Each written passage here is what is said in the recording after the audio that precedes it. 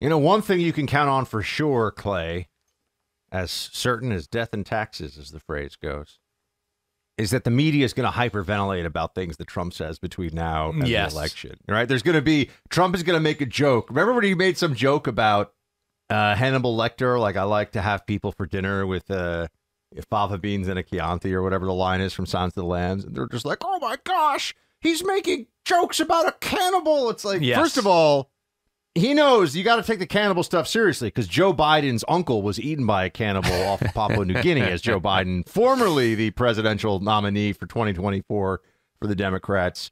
You know, Joe Biden still tears up thinking about that family member that got eaten by the non-existent incident off of Papua New Guinea. But I think that you can just expect the media to pretend to have no sense of humor. And beyond that, to freak out at everything. Here he is. I just want you to listen to this, and we'll have Joe Concha react to it because he's joining us in progress here. But here is Trump, who is saying, look, if you vote for me, I'll fix all problems so you don't have to worry about voting again. Play it. That statement is very simple. I said, vote for me. You're not going to have to do it ever again. It's true. Because we have to get the vote out. Christians are not known as a big voting group. They don't vote. And I'm explaining that to them. You never vote. This time, vote. I'll straighten out the country. You won't have to vote anymore. I won't need your vote. I mean, he's just being Trump, Joe. And he's saying that he's going to fix all the problems. They won't have to vote again. Media freaking out about this. We'll get to your book, Progressively Worse, here in just a second. But what do you think about that comment that they're now... New York Times main story today, I've probably changed now with the IDF targeting, but the main story this morning was Trump says there'll only be one more series of votes. The end of democracy. I think they've tried playing this card, Buck, right? I mean, guys, it's built into the Trump stock. This is how he speaks, to try to fearmonger over Donald Trump 9 years and change since he came down that escalator. I'm sorry, it's not going to work. What the New York Times should be concentrating on is Kamala Harris and her record, though that's truly the scary stuff, right? Because I've actually compiled Sweet 16, if you want me to run through it real quick, and I know you've been talking about it, but I just can't believe that this is actually her record based on her own words, on video, not too long ago. She wants to ban fracking. She's now backtracking from that. Not going to happen. End fossil fuels. She wants the end of that, which is not a good idea if you want to win Pennsylvania. She wants to end all offshore drilling. She wants to abolish Arizona. I don't like that very much. She wants to stop all border wall construction. Trump wants to do the opposite. Hates Remain in Mexico policy. Doesn't want to entertain that. Wants to end private health insurance. Yet she wants to give government-run health care to illegals who are here for free, which sounds like a great policy to come down on. And then also you have, what else? Is she co-sponsored the Green New Deal to the tune of trillions. She thinks that biological men should compete against biological women. She's probably part of that cabal that thinks men can actually get pregnant. She supports sanctuary cities. We saw what happened in New York or Washington or Chicago as far as that whole plan is concerned. She wants to pack the Supreme Court, and she wants to mandate EV sales, which in Michigan is going to sound great. So they could concentrate on Trump as much as they want, where he made a very benign Trumpy-like comment, but that is the story right there. Those policy positions that Kamala Harris can't run away from no matter how much she denies it, because, again, it's all on video, and it's only from a couple of years ago. We're talking to Joe Concha. I'm fascinated by, as you just ran through, the Kamala Harris record. Do you think she's going to end up doing better than Biden as we sit here basically 3 months away from the official election day? Or do you think Biden and Kamala are effectively going to end up with a similar number of voters? Do you buy basically this Kamala enthusiasm increase? Or do you think when all is said and done in about 90 days and change that the numbers and the outcome is going to be very similar to if Biden had been on the ticket? Clay, I think it's going to be the same or maybe even worse, because at least Biden could blame dementia and age for the things that he said, like Buck was mentioning earlier, that the whole uncle being eaten by cannibals thing, or he inherited 9% inflation, or a mess at the border. You could go down the list as far as, like, the bizarre either lies or just the fact the guy is just so far gone that nothing made sense. With Kamala Harris, she doesn't have that excuse. She has something broken in her brain, where if you ask her anything outside of a teleprompter, outside of scripted remarks, just like Biden, things go south in a hurry, and you need cleanups on aisles 5, 18, 24, and 29. When you say things like she has in the past, like, oh, we need to reimagine the police, and then you juxtapose that with the fact that 200 cops have been shot this year already, once the record is out there, this is a right-of-center country, center at best. And when you have somebody who's to the left of Bernie Sanders, these ain't your daddy's donkeys anymore. To try to portray her somehow as the second coming of Barack Obama, well, Barack Obama did have a likable personality to a certain extent, and he could speak extemporaneously. She has no ability to do that. So at least electorally, guys, I just don't see how she resonates with steel workers in Pennsylvania or with auto workers in Michigan or with anybody in Arizona when you say you want to abolish ICE, or go down the list as far as all the things that she would do where you wouldn't even recognize this country anymore. The media will prop her up for a while. They're on a sugar high right now because this isn't about Kamala Harris. It's about we got rid of the old man and anybody else is better, and now maybe we have a chance. But I think once that settles, we get after Labor Day, we get her on a debate stage with Donald Trump. I think it'll go the same way it did with Joe Biden, except she won't have an excuse that she has dementia. It sounds to me like Joe Concha here of Fox News is not officially a part of the White Dudes for Harris campaign, which you know is a real thing. He missed the call in. I guess they didn't send you the Zoom link for that one, Joe. But it's okay because you know, if you don't want to know what can be unburdened by what has been, that's on you, Mr. Concha. The book is Progressively Worse: Why Today's Democrats Ain't Your Daddy's Donkeys. Joe, given all that you've seen, you know, you're like me and Clay. I mean, I think I can speak for you in this regard. Semi-obsessed or fully obsessed with politics, right? Watching it, thinking about it all the time. Are you worried, though, that despite everything we know about Kamala, and I know that she's not going to, you mentioned the demographic, for example, that she won't resonate with, which is like steel workers in Michigan or whatever, auto workers, you name it. But women, they think women might be able to deliver this for Kamala. Is that something that concerns you, or do you think it's a misstep? Kind of like the lawfare against Trump was a misstep. I think I'm thinking of 2016 all over again. And remember Hillary Clinton's campaign slogan, "I'm with her," which I don't know how that improves your life if you're an American voter. I'm with her. Okay, now what? So I think if you just play the gender card, and the fact that Kamala Harris is maybe even more unlikable and unauthentic than Hillary Clinton, that could be a problem. Overall, I mean, this party, what they used to be, I mean, John F. Kennedy cut taxes during a recession. He beefed up the military. Jimmy Carter was a pro-life Democratic president. That is unthinkable now. Bill Clinton was actually a very good president. Take away Monica. He actually worked with Newt Gingrich to pass balanced budget amendments and get budget surpluses and declared that the era of big government is over and ended the welfare state. I can agree with all those things, right? So that's where the party was. And even Barack Obama was labeled in a very sarcastic and mean way, the deporter-in-chief by the left, because Jay Johnson, who was the Department of Homeland Security Secretary, actually did his job, unlike Mayorkas. So I think in the end, no matter who you install here, whether it was Kamala Harris, who it is, of course, but let's say we even was a Gretchen Whitmer or anybody else, the Democratic brand is the Democratic brand, and this is a radical party at this point, and the party of elites, by the way. The 40 richest congressional districts in this country are represented by Democrats. Talk about like turning this thing completely on its ear, while Donald Trump, the billionaire, is seen as the populace who can relate to people in places like the states we just mentioned. So, yeah, I see this still being Trump's race to lose. And I think, again, Kamala Harris, her only shot is the debates, and if she doesn't have a teleprompter or anything scripted in front of her, that's going to go south in a hurry. Joe, when you look at the hearing that we had today on the Secret Service, I'm sure you're like both Buck and me in that we've been looking at this so much, and the complete failure just keeps getting worse and worse. I said it's either gross criminal negligence or it almost feels intentional in some way. How would you analyze what we got today and what you've seen since? It's crazy. It's only been 17 or 18 days since Trump was nearly killed on live television, and yet it feels like many already want to move on. I'm not one of those people. I want to know what happened. Wow, guys. I'm in the same boat as you. I, at first, was thinking, no, this was just incompetence. And then I was hoping it was incompetence because the alternative is obviously much worse. This somehow was intentional.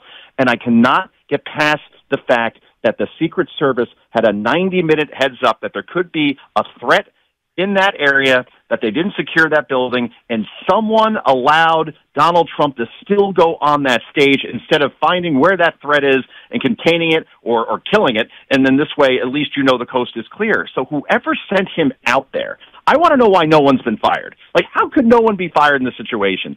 So This should be also New York Times, your lead story. It should have been for the past 17 days, because you're right. It seems like people just want to move on. Google and Facebook are literally suppressing and censoring that iconic shot of Trump with his fist up with blood on his face with the American flag in the background, or even calling the assassination attempt fictional. You still have Lawrence O'Donnell, an idiot, on MSNBC still questioning whether Donald Trump was actually shot. I mean, he came within a millimeter of having his head blown off on national television, and we're like, oh, well, I guess the guy missed. Let's move on. But the balls on Trump to go back to that very location to do another rally. I mean, you want to talk about this campaign, strength versus weakness. Trump's going back there. Biden got COVID and it was gone off camera for 7 days, and Kamala Harris won't take one question, not even one, on her record. So I think in the end, strength versus weakness, and Trump's showing that by going back to that location. I know I couldn't do that. That's for sure. Joe Concha, Fox News contributor. The book, it is released today. Hey, congratulations, Joe. Progressively Worse, Why Today's Democrats Ain't Your Daddy's Donkeys. I have one quick one for you, Joe, before we let you go. Yes. And I'm not trying to get you any hate email with this one. People feel very passionately, but we do have to, because our friend Jesse Kelly is on the hot seat on this one as well. Brussels sprouts. If you order Brussels sprouts for the table without asking anybody else at a steakhouse, is that a smart move, or are you showing shades of communism? Communism. You should be expelled from the table. And unfriended on Facebook. Oof. Yeah. I was going to tell everybody to buy the book. Now I'm not sure Joe could be trusted. Oh, no. I can't get my man Clay Travis over here. Look at this. Oh, we love it. Joe, we'll have you to the next steak outing. Thanks for being with us, man. Good to talk to you. Brussels sprouts on me. Thanks, guys. There we go. What's the big deal about getting a new credit card, you might say? Well, when it's a Coin Visa card, it's a credit card from a company that sees the world the way you and I do, is part of the parallel economy that is building a whole commercial sector of the world that aligns with your values. A credit card committed to advancing conservative causes. Coin is spelled C-O-I-G-N. It's backed by Visa. It's the first of its kind. Coin was created to be a credit card you can rely on, one that reinforces conservative values and embraces the American spirit. They do that by donating a portion of every purchase you make to conservative causes. Most credit card companies wouldn't dare donate $1 to a conservative entity, but Coin does and is committed to doing so. And also, Coin works with and advertises on programs like this one. So they put their dollars where their heart is, where their mouth is. They are actually taking action. Coin is America's credit card. I've got one. Clay's got one. Carrie's under orders whenever she goes to Costco now to use her Coin credit card. So, oh boy, look at how that bill comes out. Sign up now for America's conservative credit card at coin.com. That's COIGN.com. Mine actually has the Constitution on it, which is pretty cool. So whenever I use my card, I'm like, that's right. I love the American founding. It is the We the People version. COIGN.com. Be sure to select when you go to coin.com, Clay and Buck in the How Do You Hear About Us, so that they know that you're hearing about them on this show. Coin.com. Terms apply. Go to coin.com/disclosures for full details.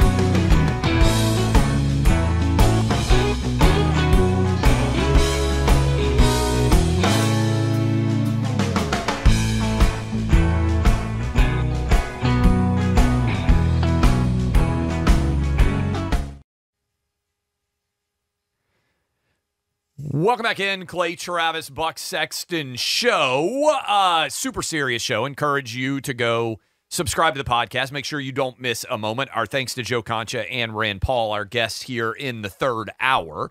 But you can make sure you don't miss a moment. All you got to do is go search out Clay Travis, Buck Sexton. Boom, you can go subscribe. You can join the millions of downloaders every single month who are able to ensure they don't miss a single moment. All right, I went to a wedding Saturday, Buck, and you were just telling me this detail off the air. Congratulations to my cousin Jennifer.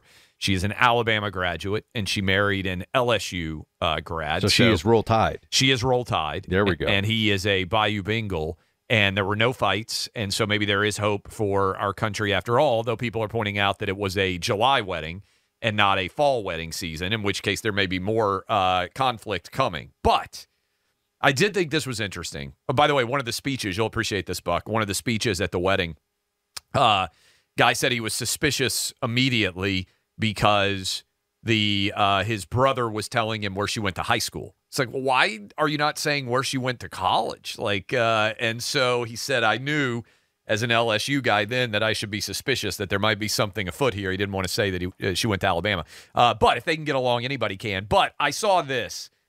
There are now brides charging people admission prices for their wedding. You have to buy a ticket. Selling tickets. New York Post reporting on this today. A new trend of midweek destination weddings. So think about that. Oh, you have to go to take multiple days the off Cayman of work. Islands Yeah. on Wednesday because that's when we're getting married because it's cheaper than doing it on a weekend. Brunch weddings. So you have a wedding in the morning and then everyone has brunch, I guess, at noon. This is all just about venues and cost and everything. Or the most controversial, which Clay started with, selling tickets like you're going to a T-Swift concert, but really it's so that you can see Tom and Sally get hitched. Have you ever been to a wedding that you would buy a ticket for? I know everybody has to give monetary donations, gifts, not involving all those immediate things. family, in which case you're obligated to go. No, there has never been a wedding where I was like, you know what, I'm going to buy a ticket to go to this. In fact, I would I would pay to not go to most of the weddings that I've been to. I know that makes me sound like the wedding Grinch, but I've been to too many weddings. I've been to like 50 weddings in my life, and I think I needed to be really at 10 of them. I think, yeah, that's a good. I think all of the guys that I know, I might have to go to some second weddings, but everybody that I know, I think has already gotten married. I think I'm on to the next iteration is going to be basically kid weddings of friends. But kids. I was gonna say, you've got 3 boys, so as they get older, the thing is you're not going to have to worry about actually, the whole wedding aspect. Because I am going to end up paying for all 3 of those weddings. Okay, well, at least you'll hire a wedding planner. We know I'm that. not going to know any of the details, but I saw what weddings cost now. Outrageous. My jaw dropped. I don't know how any parent out there can hardly afford. If you got multiple I'm going to tell you daughters- all something now, especially for those of you who are still planning a wedding. Or I don't usually say do what I do. Well, maybe I say that, but Carrie and I did big party. All of our friends, great. just a party in New York City. 200 people at the party. Okay, big party, and it was just a party with one toast, and you can have that, and you can have that at your local dance hall or whatever you want, whatever you want to do it. And then we had a church wedding for immediate family only. It was about 20, 25 people. And then we went out to dinner. Yep. And we wouldn't change a thing about it. And if I told you the cost, how low it is, you'd be like, wow, you guys are thrifty. But I didn't want to spend. In New York City, you can spend, I didn't want to tell you guys, $100,000, $200,000, $300,000 on a wedding in the blink of an eye. So we did it at about the national average level. We're so happy. So just do that, man. Clay, tell people throw a party for the engagement and then just have a nice small wedding. You don't need 300 people at your wedding. I would even suggest eloping, taking the money that you would have spent on the wedding and putting it towards your first residency. But that's me being an old. Clay would use the money man. from the wedding to start a media company. So that's potentially that could really pay off, or you could lose it all.